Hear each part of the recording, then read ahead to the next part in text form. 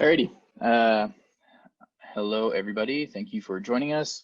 My name is Lucas Passantrelli, and I'm going to be doing a quick webinar on how to get started with Phidgets and Swift. So the plan today is you should have all received your free Getting Started kit in the mail, and we're going to show you how to use that and how to get started and how you could actually implement this in your classroom. So the first thing that you're going to want to do is navigate to phidgets.com/education, and that will bring you to this landing page here. So this is our main education site, and this is where you and your students will find all the information that pertains to Phidgets education.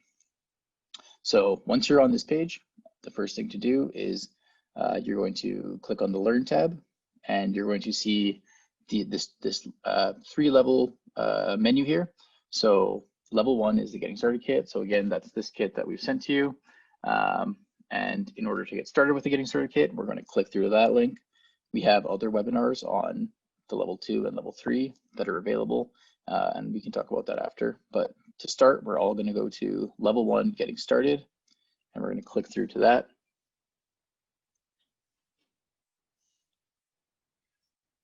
So this is going to bring you to the main tutorial page. Another way that you can access this page, if you're in a setting with a bunch of students, on the side of the box, you'll notice a URL that says phidgets.com/start. So another way you could, if you have this in your lesson plan, you could say, hey, everyone go to phidgets.com/start, and this will all bring them to this page, so they don't have to navigate the website. So what we see here is the Getting Started kit tutorial. We have a small video here that we recommend your students watch. This has some examples of how people are actually using Phidgets in the real world. So there's an example from Caltech who used a bunch of our accelerometers in a massive project to monitor earthquakes. There's an example, these are mostly school examples, so there's a Carnegie Mellon example, and I believe there's a few others that show the actual use case of Phidgets and why this would be something that your students would want to actually learn. So from here, what we're going to do is we're going to select this button here that says Set My Language and Environment. There's other opportunities in the course to do this, but this is the first one. So when you click on this button, you'll bring this, this page will be brought up. So it'll be setting your preferences for the rest of the course. So what you're going to want to do, we're in Swift with Xcode, so we'll be selecting macOS, Swift, and Xcode, just to make sure that all the instructions for the rest of the course are set up. So after you've selected these three, you can press done, and then if you scroll up, you can actually see this in the top right corner of your screen. There'll be a Swift logo, and you can actually click on that at any point to change it if you want to. So as we scroll down, we are going to go to the first step that you would do with your students is hit the Build Kits tab, which is number 1. So that would actually get you to build a kit from scratch. When this comes in the mail, all the buttons and LEDs will be in bags inside the kit. So that first step will allow you to set it up. We're going to skip that for today because just for time reasons, but we can click through there just to give you an example. So as you can see here, there's just some step-by-step instructions on how to assemble the kit and how to get everything working. So for now, I'm going to jump back to the Getting Started kit tutorial. And we're going to jump into the configure section. So this is where you're actually setting up your development environment. So for today, we're using Swift, so we will be setting up our Xcode project. So by clicking through this link, you can see the instructions. So I'm going to be going through these live right now, but if you need a reference, you can either come back to the video or just kind of scroll through these, and that will be all that you need. So the first step, or step 0, as we like to say, is to download the Phidgets control panel for Mac. So this is something, if you're considering using Phidgets on either Windows or Mac, or you're not sure, we definitely recommend Windows right now, just because you actually don't need to run any kind of installer, because we know that it's an issue for some high schools, because then you have to bring in your IT team and everything. So with Windows, you actually don't have to run any installers. For Mac, you do at the moment. So if you click on this If you click on this link, it'll pull down the DMG, which you can run to install everything. So that is required for Mac. The next step is to open Xcode and create a new macOS application. So I'll be going through that right now just to show you how to do it. So what I'm going to do is I'm going to open Xcode and I'm going to create a new Xcode project. So from the top here, I'm going to be selecting, there's iOS, watchOS, tvOS, macOS. I'm going to select macOS. You can do iOS projects and other projects with Phidgets. We like to start with macOS just because then you're just plugging in via USB and it kind of makes it a nicer, smoother process for your students. But if you are interested in iOS for your students, you can send us an email and we can give you some information on how to get started. So I'm going to click on macOS and I'm going to click on the app and I'm going to click next. I'm going to name the product Getting Started. You don't need a team or anything like that. I just have this from my stuff, so I'll say com.phidgets, let's say. This stuff doesn't matter. The main thing you want to do is just name it Getting Started. The language is Swift. I'm using storyboards. You can use Nibs or Swift UI. Our instructions on the website are for storyboards, so you might want to use that. And then again, we're not using core data or anything like that, so we'll hit next. And then I'm just going to create this on the desktop. So I'll create that there. And now my project is created. So the next step from here is we're going to actually exit out of the project. And I'll minimize this for now. So on our desktop, the project was created here. So what you'll want to do is we use CocoaPods to pull down the Swift folders, the Swift libraries for Phidgets. So you'll want to open a terminal in this folder. So one way, if you have the setting enabled, you can just right click and say new terminal at folder. If not, you can open the terminal and then you can change to your desktop and then to your Getting Started project. And now we'll be at the project level. So from here, we're going to use CocoaPods. So if you haven't used CocoaPods yet, you can, I'll give you, let's see. So if we do CocoaPods install. So if you're not familiar with CocoaPods, you'll have to install it on your machine through the terminal. So it's just this command right here. So sudo gem install CocoaPods. And then after you do that, you can follow along with us. So after you have CocoaPods installed and you're at the project level in the terminal, it will do pod install, and that will generate a pod file for your project. Oh, sorry, pod init, sorry. The first step is pod init, and that will create the pod file for your project. So then if we go into the Getting Started project folder, we'll see this pod file here. So if we double click on that, we're going to add the pod for Phidgets. So it'll be pod Phidget 22 Swift, just like that. And I'll save that. And we'll exit. And then we'll go back to the terminal. And then we'll say pod install. So this will install Phidget 22 Swift for your project, and it will also generate a workspace. A note here, if you want to update, say you ran this last semester and you want to make sure you're on the newest libraries, you can actually say pod update and then pod install, and it will pull down the newest libraries from Phidgets. So after running pod install, we'll now have a workspace that's generated. So we'll double click on that to open up the workspace for Phidgets, or for the Getting Started project, sorry. And then we will click on my project, and I'm going to go to signing and capabilities, and I'm going to enable USB in the app sandbox. So this is going to allow our project to actually communicate to the Getting Started kit over USB. So at this point, if I go back to our instructions for the Getting Started kit, again, these are all listed here, so you can see every step that I just went through, from the pod init, initialize to importing the pod file and everything like that. So at the end of it, we have this view controller file that is now set up and ready to be used with Phidgets. So we have troubleshooting at the end of every section.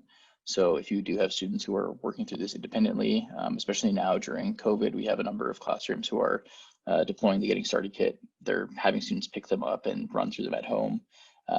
There is a troubleshooting section that is always available at the bottom of the section, so they can go through that and try to troubleshoot themselves without having to talk to you. So we're going to hit finish, and this will bring us now back to the main Getting Started kit tutorial page. So the next step after you've built your kit, the students have built their kit, they have now configured their Xcode project. So then the next step is blinking the LED. So you can see here we start with simple Phidgets. So simple Phidgets are basically analog devices. So devices that this is what a Phidget looks like. They generally look like this. So with simple Phidgets are things like LEDs, buttons, anything that doesn't have a microcontroller on it, basically, that's actually communicating to the computer. So the first step to simple Phidgets is blinking an LED. So we'll click through to that.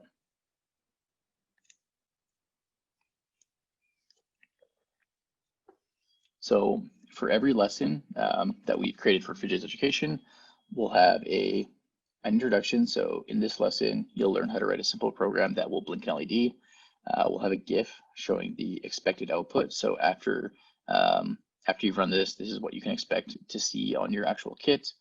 And then as we scroll down, we'll see the code section. So for Swift, it's slightly different than other languages because we have the GUI component.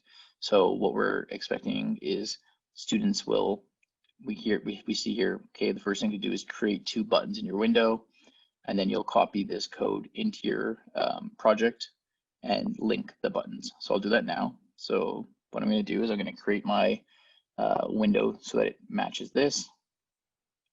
So if I navigate to my storyboard and I scroll down, I'm going to want to create 2 buttons here. So I'm going to say add buttons are the first option. So I'll add a button there.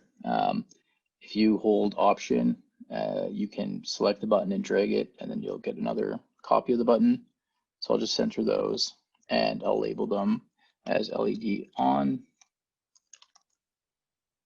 and LED off. And then what I'm going to do is, okay, so from there, I've now created my buttons to match what we saw on the first part, the blink LED. So now what I'm going to do is I'm going to copy this code. So I can either use this button in the top right corner to copy it, or I can highlight and copy. So what I'll do now is I'll navigate to my view controller and I'll just Control A, Control V. So I'm basically just pasting over everything that was in the default template.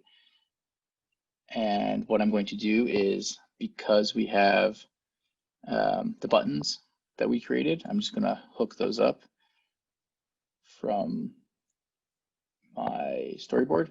So if we scroll down, we see that we have a turn LED on function and a turn LED off function. So I'm just going to drag to the LED on button and drag to the LED off button to link those up. And then I'm going to run it. And then after I run it and show you the output, I will go through the code and talk a little bit about what's actually happening. Okay, so if I click LED on, we see my LED go on. And if we click the LED off button, we see the LED go off. So on and then off. So now that we can see the code working, we'll just do a quick review of what is actually happening in this kit. So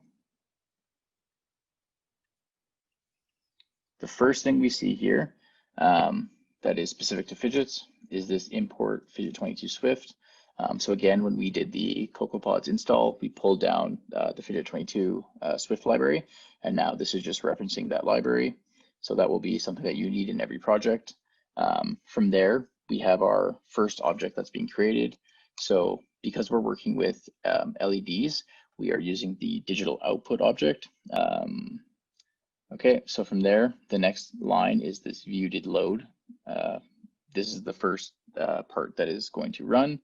So in here, we have assigning the LED.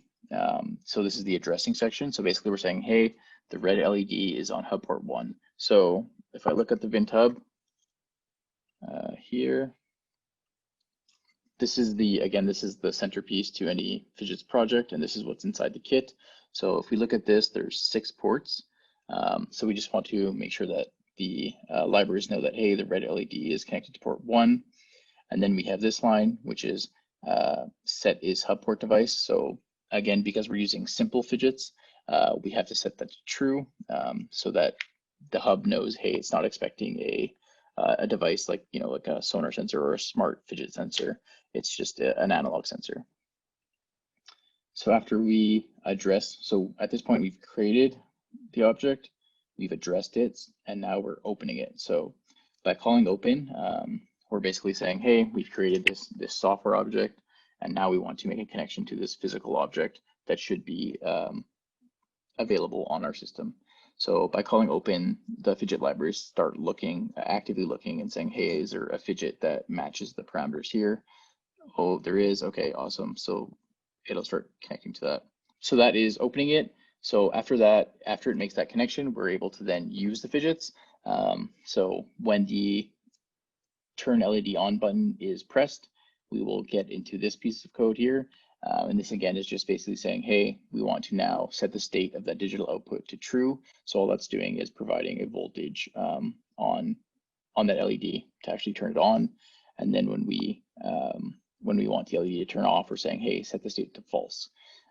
So that is the basic overview of the project. And so after students complete that, we have this practice at the end. So we have this at the end of every lesson in the Getting Started kit. And the idea is that it kind of forces them to jump into the code and actually try to get an understanding of what's happening.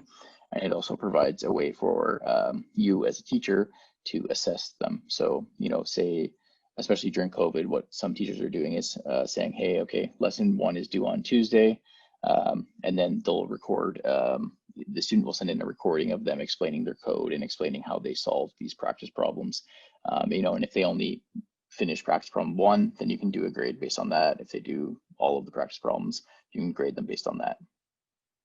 And again, at the bottom here, we have the troubleshooting. So giving them an opportunity to fix the problems themselves without having to go to you.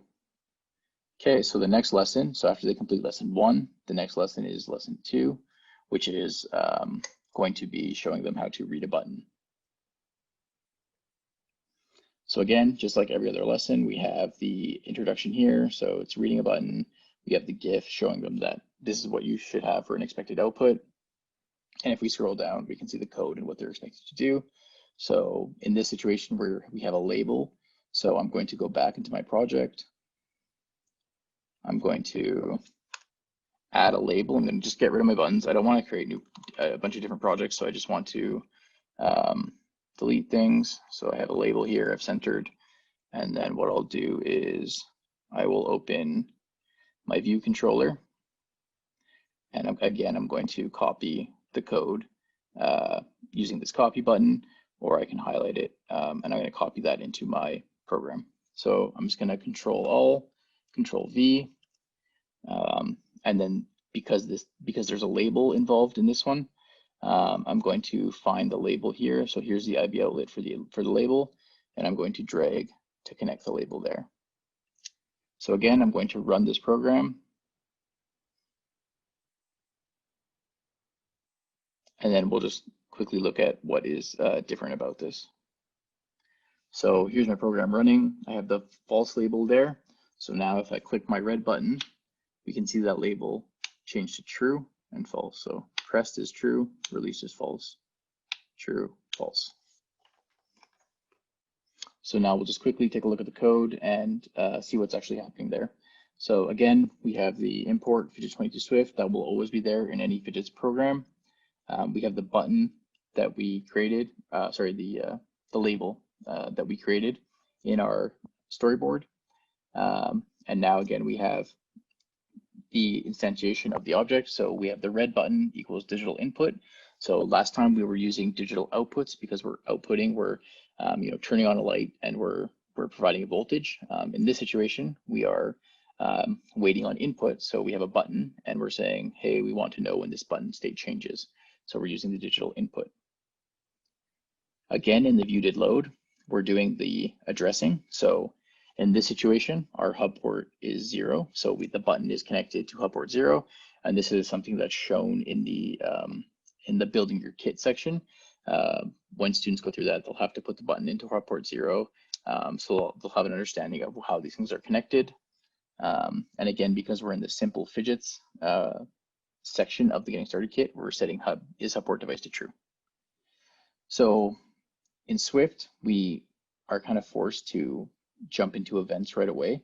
What we do in other languages like Python and Java is we actually just use polling to get data from sensors.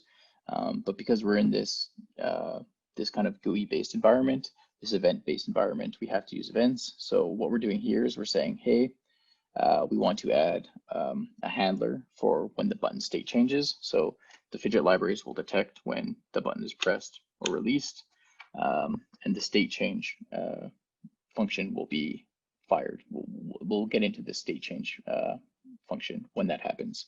So that's all this is saying is when the state changes on the button, update us via the state change function. And then again, here's the state change function that we created. So the sender is a digital input, and then it provides the state. So if the button is pressed, the state will be true, and if it's released, the state will be false. And then you can see here that all we're doing is we are updating the button label based on that value. So again, Swift is slightly more involved than some of the other languages. So if you're unsure if you want to use Swift or if you want to use Python or something, it might be a good idea to take a look at one of the Python webinars just to see the differences. But because we're in this event-based environment, we're using events right away, basically. So that is how that program functions. And again, if we go back to the lesson here, we'll have the practice problems at the end. So this is something that you can assign to your students and get them to verify that they actually understand what is happening in this program. And again, we have the troubleshooting. So the troubleshooting will kind of change for each section and give information based on what they're actually doing. So with that, we are almost done the simple Phidget section. The last step is now that the students have learned how to use the buttons and the LEDs, they will combine them. So they'll create a project that actually combines them. So in this example, the window is blank. So I'm going to go back into my project and I'm just going to delete this label. So now I have a blank window. And then what I'll do is I'll jump back here and I'll copy this code using the copy button.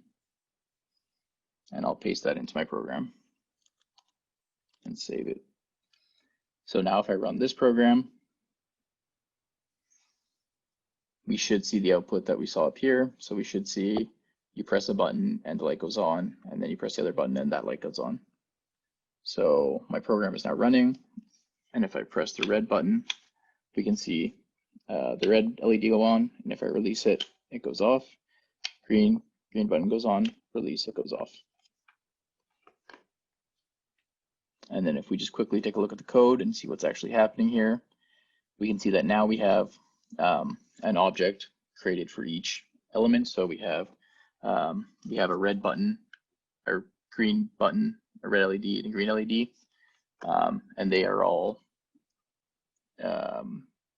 created with their respective class. So all the red buttons are digital inputs, all the red LEDs and green LEDs are digital outputs. So again, just like every other project the students have done up to this point, we have the create section. So they're creating here. We have the address section. So now again, they're making sure that all of their addressing makes sense. So the red button is on port 0, red LED is port 1. And this is all again reflected by just taking a look inside the box and seeing what is actually wired up to what. So if they're having issues with their LED not turning on, it's probably because they addressed it wrong, or maybe they actually hooked it up wrong when they were building their box. So again, similar to the last one, we have subscribing to events. So now because we have a red button and a green button, we are adding state change events for both of them. And we'll have both of them down here. And again, we're opening them. So we want to, again, make that connection between the software and the physical fidget that's connected to my computer. So the open call does that for us. And then the state change. So the only difference between the state change event for this and for the last one will be instead of changing a label, we're now actually setting a state. So in this situation, when the red LED is pushed, we're getting into this state change and the state is true. So we can just change the LED state based on the state of the button. So true. And then when the button is released, this function will fire again, but the state will be false because it changed from true to false. And then if we set the state to the state of the button, the LED will go off. So false, true, false. That's actually what's causing the button to change its own state. So that is all there is to it for this program. So now that we've taken a look at the using buttons and LEDs, the next thing that we'll do is at the end of the simple fidgets section, we have the kind of cumulative assessment. So in this situation, we have the tug of war game. And the idea is that this takes the elements that students have learned. So they've learned how to use the LEDs and how to use the buttons, and it kind of brings it into a larger project. So here, the idea is that it's a tug of war game. So it's a race to see who can press their button 10 times the quickest. So students will have to figure out how to create a project that, has the 2 buttons, is logging how many button presses are happening, and then they're flashing the LEDs when someone wins. So it brings everything they basically at this point have a project from the last section that has all this already. They just have to add a little bit of logic to make that work. So after they do that, we can finish the simple fidgets section.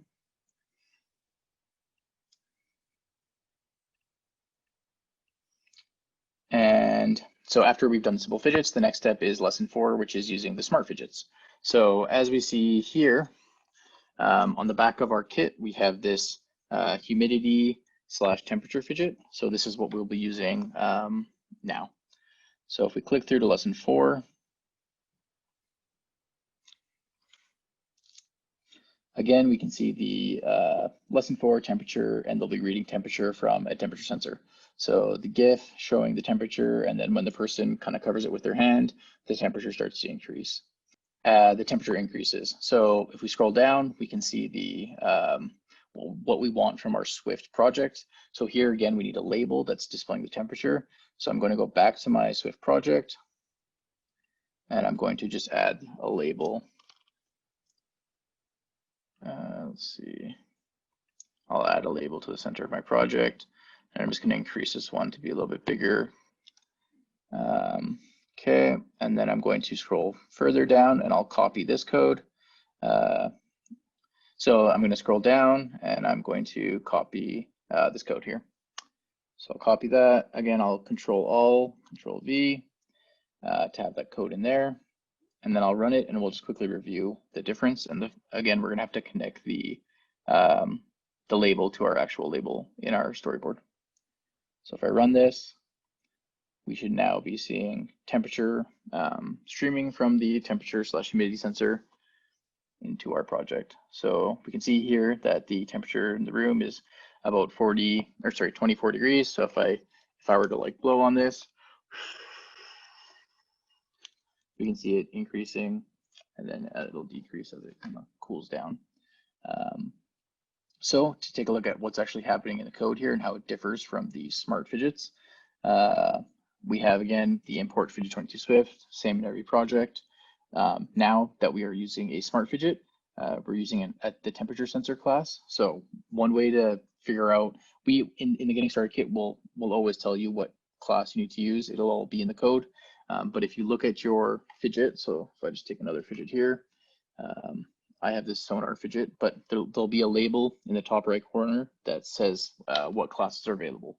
So on the humidity fidget, I can see here that there's a humidity sensor and temperature sensor. So that's one way to kind of see if you're using the right object with the fidget you have plugged in. Okay, so in the view did load, we're adding a temperature change handler. So every time this temperature sensor gets new data, it will push it into this on temperature change function, and we can update our label with that. So here we have, the temperature sensor and the temperature that it's sending, and then we're just saying, hey, the temperature label, we want to update that with the newest temperature. By default, this is in degrees Celsius. If you're in the United States, you could have I think we actually have that as a practice problem, but you can then show, hey, how do I convert this to Fahrenheit? And then the last step here, you'll notice that we just have the open step. So we have creating, subscribing, and open. We don't have the addressing step. So the reason for that, it's actually explained, I believe, here at the bottom here. Yeah, so at the bottom of the code, we have this section saying, what about addressing the fidget? So the idea is that because the temperature/humidity fidget is like a smart fidget, it has a microcontroller that's communicating to the VIN tub. The VIN tub knows where it is. So there's no need to say, hey, it's on hub port 0 or hub port 1. It knows that it's there and it can automatically find that. So that's a nice little thing there. And then other than that, that is the only differences. So you don't have an addressing section, and you're creating a temperature sensor instead of a digital input or a digital output. And again, we have the practice. So yeah, as I mentioned before, so the practice for this section is taking that that data from degrees Celsius and converting it to Fahrenheit. And we give the students a hint here on how to do that, but it's a nice way to practice, like, doing math in your programming and actually taking data and converting it to a different, form or things like that. And as usual, we have the troubleshooting section at the bottom that students can use. So that is the using the temperature sensor. We'll go to the next step, which is now using the humidity and the temperature sensor. So this is a kind of special fidget. So most fidgets are kind of single purpose. So let's say I have a sonar fidget here that measures distance. It's only going to measure distance, but some fidgets do have multiple sensors on board. So in this situation, we can see from the picture, it has a humidity sensor and a temperature sensor. So what we'll do now in order to get data from the humidity sensor is we'll add another label. So I'm going to go to my storyboard here. And I'm going to, you can either add a new label, or if you hold the option button and drag down, you can just copy it. And then, what I'll do is, again, I'll copy the code from this code snippet here, and I will paste it into my project. And then the only thing we'll have to do is we'll just drag from the humidity sensor label to the new label that we created. So now if I run this program,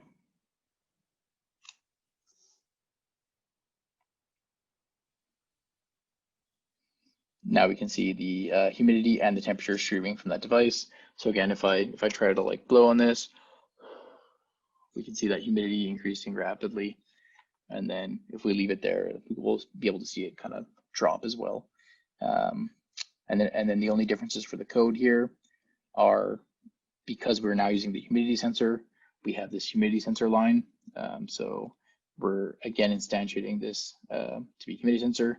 And I guess another thing I should note is that we've just labeled, the left hand is just a variable. So your students could call this X, they could call it Y. We've just named it humidity sensor for readability. But for their understanding, this is the right side is the kind of important side. That's the Phidget class called humidity sensor. The left side is just a variable name. So as we scroll down here, we can see we've now added a change event for the humidity sensor. So we have this on humidity change now, and it is updating the value, updating that label with the new humidity value. And again, no addressing section. The VIN tub can identify where the fidget is, so we don't need to tell it where. And the last thing we have is the open. So we want to, again, establish that connection between the software and the physical fidget. Okay. So if we scroll down, we have a little blurb here about, I only have one fidget but 2 sensors. So I briefly touched on that in the webinar. And then again, we have the practice. So there's a few tasks that they can do here for assessment. So after that, we'll move on to the next step, which is, again, this is the kind of assessment. So now that they've used the temperature sensor and the humidity sensor,